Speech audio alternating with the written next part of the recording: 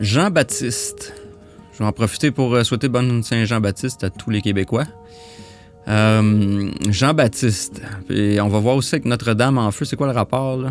Hein, le lundi 15 avril 2019 à 19h, là, il s'est passé ça. On verra ça dans une prochaine vidéo, mais je veux parler de Jean-Baptiste avant pour comprendre ce qui se passe ici. Et Jean-Baptiste, écoutez, on sait que Jean-Baptiste, c'est rapport au verseau. C'est lui qui verse l'eau, hein, avec l'Esprit Saint, hein, l'air. Fait qu'en astrologie, on sait que c'est l'air, comme la colombe.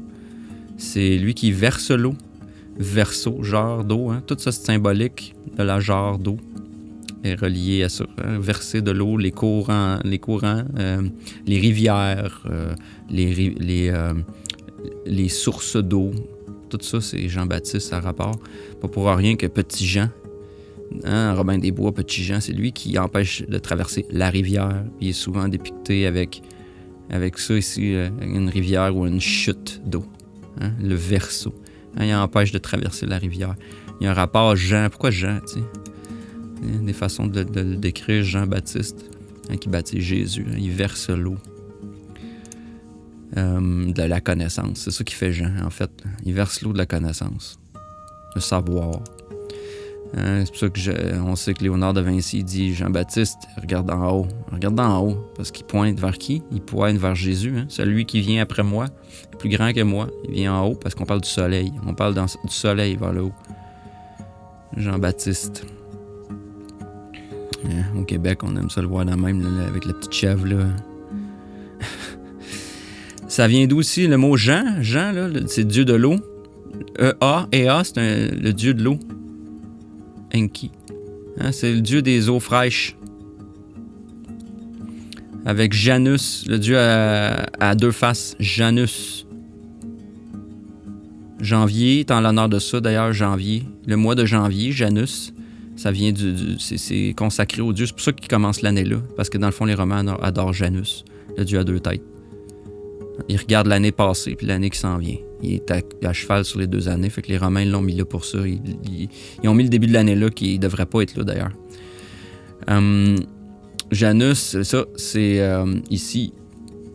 On voit très bien le mythe de Jean. Ea, tu sais, c'est ça. Ea, c'est le mot O vient de là. Ea.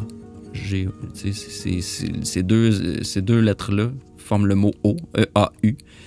Et c'est pour ça qu'on dit le mot O en français comme ça. Ça vient de là. On a comment qui était démontré ici, avec de l'eau qui verse, puis des poissons, puis une chèvre, avec Janus ici. Avec l'Esprit Saint de la colombe ici. Je veux dire, même les Sumériens avaient Jean-Baptiste, là. C'est l'hiver, là. Le Capricorne, là, la chèvre. Jean, le Verseau, celui qui verse l'eau, puis les poissons qui montent dans la... je veux dire... Fait que ça, c'est un aspect de notre Jean-Baptiste. Hein, il baptise dans l'eau, il verse l'eau. Puis aussi, c'est lui qui montre le chemin du Christ. Ça nous amène à l'analème. On va comprendre l'analème comme il faut. L'analème, ou analème, un nom masculin, du grec ancien. Analema, support ou substruction. Une structure sous-jacente, dans le fond, basée sur la même racine que le mot léma. Et la figure tracée dans le ciel par les différentes positions du soleil, révélée à une même heure depuis le même lieu au cours de la même année calendaire. Fait que si on prenait une photo chaque jour à la même heure du soleil, on aurait une forme comme ça. Ça fait un 8. Hein, le symbole de l'infini, un symbole solaire, de la clé de sol aussi. La clé de sol ressemble énormément à ça, hein, parce que la clé de soleil... Fait qu'on a l'analème. L'analème, une des choses à remarquer, c'est qu'il y a un croisement ici. Ce croisement-là, il fait une croix. Ce qu'on appelle la croix, ou la croisée des chemins. Hein? C'est qu'ici, c'est le 15 avril dans le Bélier, puis le 29 août dans la Vierge. C'est là que ça se passe, ce croisement-là solaire. Pourquoi c'est important? Parce que toute l'histoire de Jean-Baptiste, Jésus et tout ça, c'est basé sur ça. Jésus, on sait que c'est le soleil. Hein? Dieu est lumière. Hein? Jésus, c'est l'histoire du soleil. En Jean 1, 4, hein? En elle était la vie, et la vie était la lumière des hommes. La lumière des hommes, c'est quoi? C'est le soleil, ça, la lumière des hommes. Hein? Jean, c'est le chemin, le 8. Il montre le chemin. Puis le Christ, c'est le soleil, celui qui emprunte ce chemin. Le 8.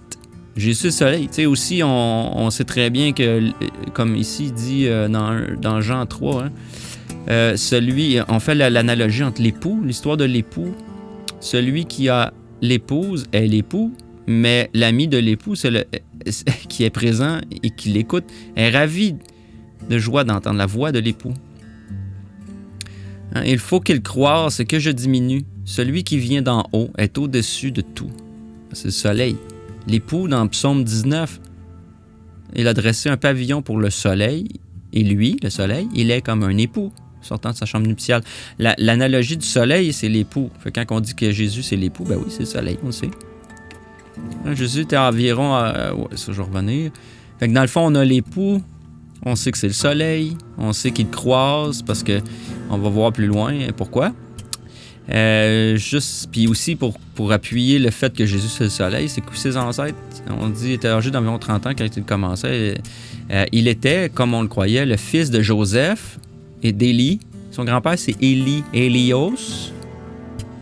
Son père, he increases. Dans le Strong's, Joseph, ça veut dire qu'il croît, il augmente. Hein? Comme le soleil. Ouais, son nom était Jean. Hein? Il vint pour servir de témoin, pour rendre témoignage à la lumière, afin que tous crussent par lui, je veux dire. Que tout le monde puisse croire à cause de ça, à cause de son travail à Jean.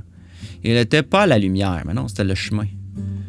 Hein? Mais il parut pour rendre témoignage à la lumière. Cette lumière était la véritable lumière qui, en venant dans le monde, éclaire tout homme. Jésus, le soleil. Jean-Baptiste est né le 24 juin, au solstice d'été pratiquement. Quand tu as 6 mois, parce qu'on sait qu'ils ont 6 mois de différence. Hein. Dans Luc 1,36, on sait qu'Élisabeth, elle avait Jean dans son ventre. Et puis qu'ils ont 6 mois, on apprend qu'ils ont 6 mois de différence entre Jésus et Jean-Baptiste. Jésus est né le 25 décembre, donc c'est normal, ils ont 24 juin, c'est 6 mois de différence. C'est pour ça aussi, Jésus, il va emprunter ce chemin en montant. Il va croître. Puis Jean, lui, il va décroître à partir de là.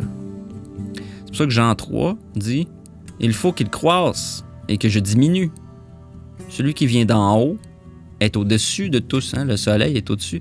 Celui qui vient de la terre est de la terre et parle de la terre. Celui qui est venu du ciel est au-dessus de tous. Les jours de Jean diminuent, ceux de Jésus augmentent. Parce qu'ici, les journées augmentent. Fait que le soleil, lui, ses journées augmentent. Puis lui, Jean, lui, en revenant à l'envers, ses jours diminuent.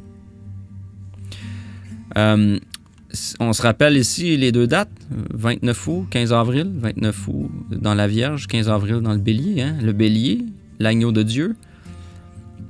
Il dit, ça c'est Jean qui dit, « Je suis la voix de celui qui crie dans le désert, aplanissez le chemin du Seigneur. Hein? » Comme le prophète Isaïe, or, ceux qui avaient été envoyés étaient des pharisiens. Ils lui demandèrent « Pourquoi donc baptises-tu si tu n'es ni le Christ, ni Élie, ni le prophète? » Jean leur répondit et dit « Pour moi, je baptise dans l'eau, mais il y a quelqu'un parmi vous que vous ne connaissez point. C'est celui qui vient après moi et qui est au-dessus de moi, et que je ne suis pas digne de délier la courroie de ses souliers. » Donc, il dit ça ici, Jean. Là. Il dit « Celui qui était avant moi, puis après moi, parce que le cycle est continuel. » Là.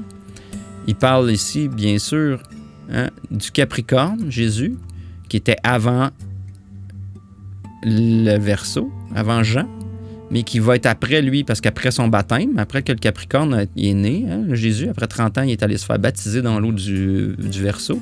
Après ça, il est allé faire des pêcheurs d'hommes en allant chercher des poissons. Hein. Il va chercher ses premiers disciples, c'est quoi qu'ils font? Ils sont en train de pêcher. Fait que dans le fond, ici... c'est pour ça qu'il dit « après moi hein, », le poisson vient après moi. Lui, je ne suis pas digne de délier les souliers de ses 2 sandales, avec son lacet de ses sandales. Parce que le poisson, c'est aussi le symbolique du poisson. Hein, on connaît la constellation du poisson, qui est les pieds de notre homme zodiaque. Les 2 poissons, c'est les 2 pieds. Les sandales. Puis, ils ont ce qu'on appelle la bande, qui est une constellation qui attache les 2 ensemble. Fait que c'est pour ça, le Verseau, il n'est pas digne de détacher les lanières des sandales C'est pas au Verseau de faire ça, c'est au Poisson de faire ça. Fait qu'on comprend ici l'histoire, puis on comprend pourquoi Jean il dit ça. Là. Il était là avant moi, mais il est après moi aussi. Puis je suis pas digne d'enlever ses lacets de ses souliers. T'sais. Et après ça, il dit ces choses passèrent à Bethabara. Bethabara, au-delà du Jourdain, où Jean baptisait. Jean baptisait dans Bethabara. Bethabara, dans le Strong, ça veut dire place of the crossing, une place de la traversée ou du croisement. C'est la maison du fjord, un fjord aussi. Hein, c'est une place à côté du Jourdain où ce que Jean baptisait. C'est la maison du gué en français, rivière qu'on traverse à pied. Fait que c'est pour ça qu'ici, ça s'appelle c'est pour ça qu'il baptisait là. Il baptisait ici. Hein? Il baptisait à Bethabara, l'endroit de la croisée. C'est la croix, ça. C'est ce qu'on appelle la croix. Ici, il y a la décapitation de Jean-Baptiste le 29 août, comme on va voir. Jésus rencontre 2 fois Jean, dans le ventre de sa mère, dans la Vierge. Right? Le 29 août.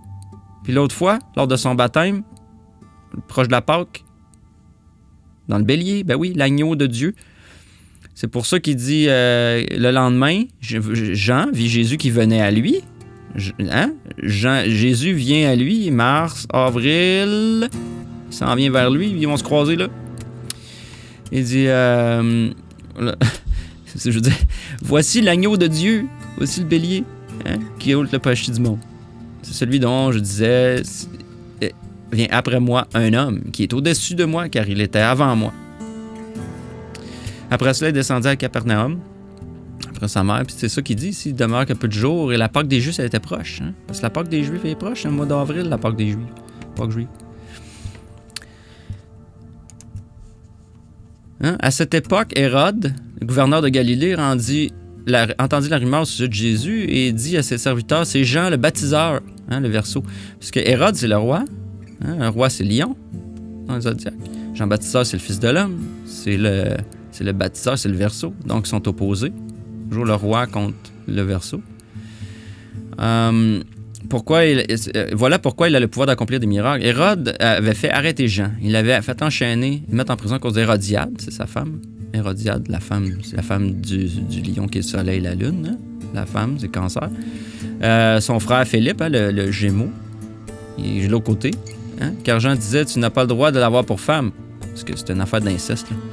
Cependant, en voulant le tuer, tout en voulant le tuer, il avait peur du peuple qui considérait Jean comme un prophète. Mais un jour, à l'occasion de l'anniversaire de naissance d'Hérode, qu'on a placé le 29 août, que le catholicisme a placé le 29 août, parce qu'ils savent très bien qu'est-ce que ça veut dire, la fille d'Hérodiade dansa devant les invités. La Vierge, la fille d'Hérodiade, la Vierge, elle dansait. Ça a plu tellement à Hérode qu'il jura de donner tout ce qu'elle demandait. La Vierge demande quoi? Donne-moi la tête de Jean Baptiseur. Oui, c'est ici la décapitation, le 29 août. Fait que donne-moi sa tête pendant la Vierge. Ben oui, le 29 août. La Vierge demande la tête. La tête, on se rappelle notre homme zodiaque, la tête, c'est le bélier. Couper la tête de Jean-Baptiste pour la donner à la Vierge. C'est le relais ici entre la tête, entre le début que le soleil a fait la montée, puis qui redescend ici, qui se recroise. C'est ça que ça représente. Sa tête fut apportée sur un plateau et donnée à la jeune fille. La jeune fille l'apporta à sa mère. Un cancer, hein? Plus tard, les disciples de Jean vinrent enlever son corps et l'enterrèrent, puis ils allèrent l'annoncer à Jésus. En entendant cela, Jésus partit de là en bateau. Bateau, c'est cancer. Je devrais me mettre ici, c'est l'Argo Navis. Hein? C'est l'Argo Navis. La constellation du Cancer. Puis le Cancer, c'est un rapport avec l'eau aussi. Fait que le poisson, hein, la multitude se ramasse là aussi. C'est aussi la multitude, c'est aussi c'est là que passe après le Cancer. Dans le fond, l'Argo Navis, elle se situe sur le croisement où dans le fond, la Voie lactée. La Voie lactée qui est la multitude aussi, qui se trouve à être la grande mer dans le zodiaque qui sépare les deux. Alors, sortant du bateau, et ainsi de suite, après ça, on a l'histoire des pains et des poissons, hein, la Vierge et les poissons, qui sont deux signes opposés, machin. Pourquoi le 20... C'est ça, on peut confirmer ici, hein, la fête liturgique est célébrée le 29 août dans le catholicisme. Le 29 août, qui est à cet endroit-là, de tous les endroits. Comment on dépeint cette chose de la décapitation de Jean-Baptiste constamment? c'est pas un hasard. Les artistes qui font ça savent très bien ce qu'il faut faire. Les artistes de la Renaissance, tout ça, comprenaient vraiment ces symboliques-là. Regarde, à toutes les fois qu'on voit une décapitation, il y a toujours quelque chose qui nous rappelle l'analéma. Celui-là, c'est assez particulièrement facilement visible. Toutes, ils ont toujours une arche au-dessus de sa tête, Jean, quand il se fait décapiter. Une arche. Il se fait décapiter ici. Pourquoi? Au-dessus, il y a une arche. Décapité. Une arche dans une arche dans une arche. Décapité en dessous de l'arche. Même le design des vitraux, ça fait une arche. Hein? En dessous d'une arche, je veux dire, à quoi ça servait de mettre ça de même? Une arche. En dessous d'une arche. Encore. Toujours le symbole de l'arche. L'arche qui est l'Arco Nevis aussi. Hein? Cancer. Parce qu'il était ici, lui, Cancer, le mois de juin. Hein? Il a pris un bateau, s'est rendu en bas. Fait que là, il arrive ici. Il se fait décapiter, le Cancer.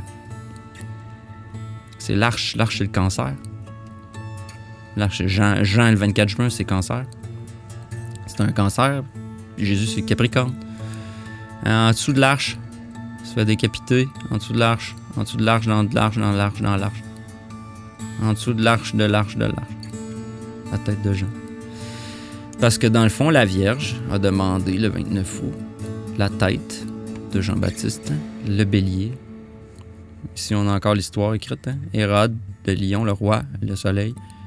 Dans l'histoire, là. La femme Hérodiade, Cancer, la lune. La fille, la Vierge, le frère Gémeaux. Jean-Baptiste qui est à l'opposé, qui se fait décapiter le 29 août, donné à la Vierge.